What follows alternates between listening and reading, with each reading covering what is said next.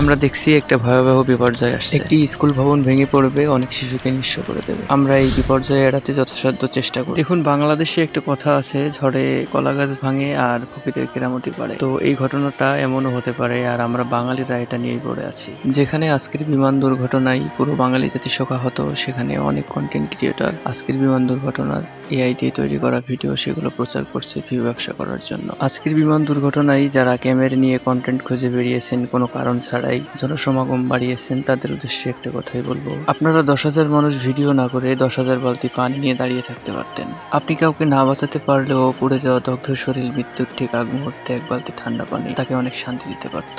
অনেক আহত রোগীকে দ্রুত হসপিটালে নিয়ে যাওয়া সম্ভব হয়নি, কারণ অনেক ভাড়া চালিত ড্রাইভাররা ভাড়া বেশি চেয়েছেন। আপনার এই ভাড়া চালিত গাড়ি থাকবে, কিন্তু একদিন আপনি থাকবেন না। আল্লাহ আমাদের সবাইকে এমন দুর্ঘটনা থেকে হেফাজত করুন। আজকের দুর্ঘটনায় মারা যাওয়া সকলকে আল্লাহ জান্নাতবাসী করুন।